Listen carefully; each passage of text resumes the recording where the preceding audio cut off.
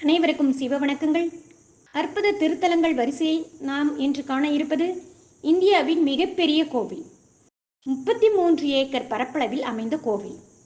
9 ராஜகோபுரங்களை கொண்டது, 80 விமானங்களை கொண்டது, 86 பிள்ளையார்களை கொண்டது, 3 பெரும் மகாமண்டபங்களை கொண்டது, 12 பெரிய மதில்களை கொண்டது, 13 பிரகாரங்களை கொண்டது, 15 தீர்த்தங்களை கொண்டது.